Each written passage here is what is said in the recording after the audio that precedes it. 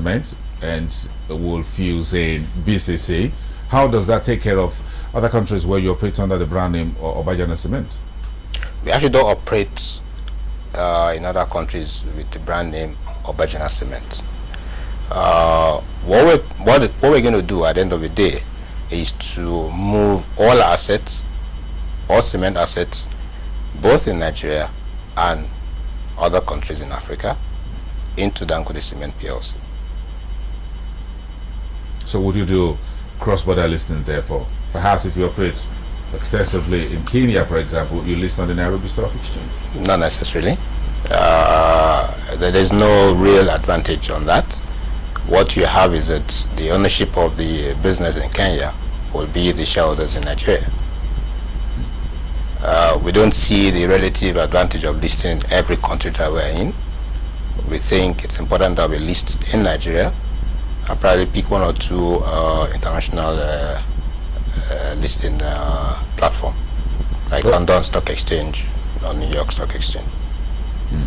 But that's not immediately on the table. We are talking to our advisors on that.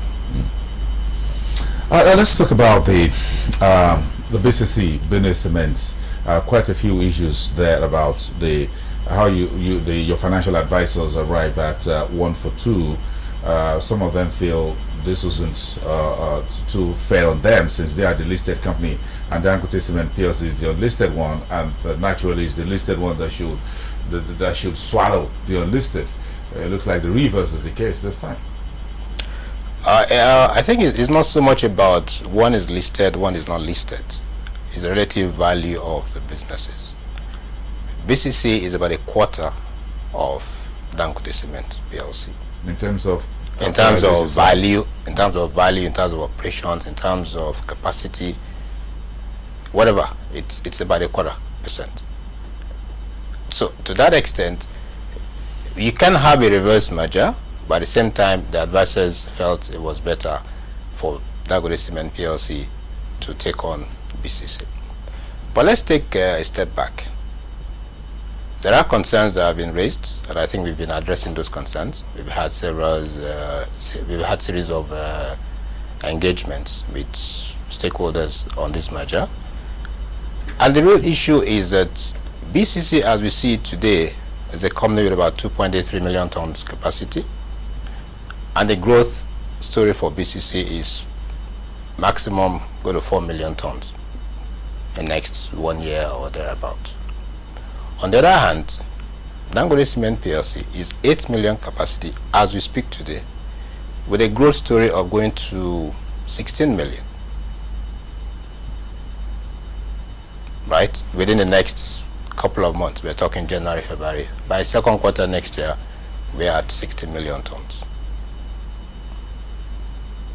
What are the benefits to the shareholders of the minority shareholders in BCC? They are getting into a business that allows them to increase their value over a very short time, in fact. And to that extent, we are creating value not only for ourselves, but also for the minority shareholders in BCC. And mind you, like I said earlier, we own 74.77% of BCC. If you're creating value for minority shareholders, Aliko Dangote, who is the majority shareholder, definitely has more value, isn't it?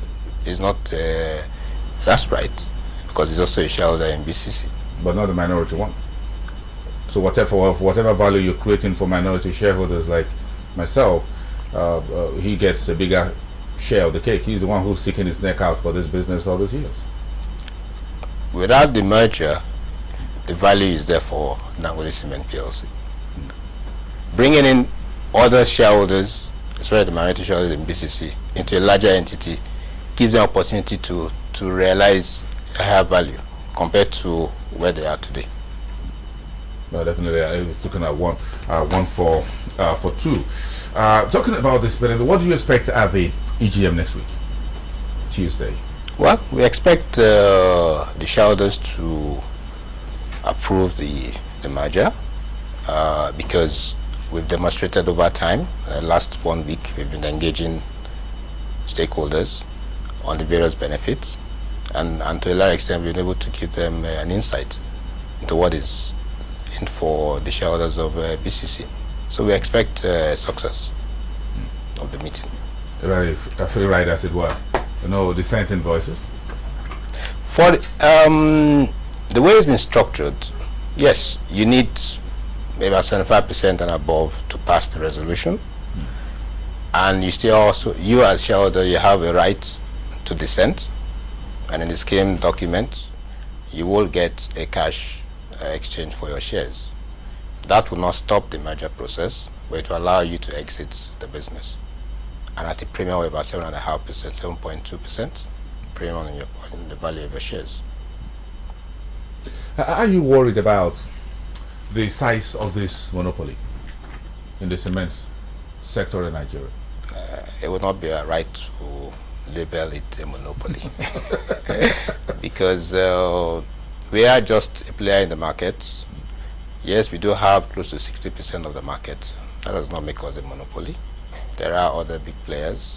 There's Nigeria Flour Mills, there's Lafarge Group, and these are our seniors actually in this business.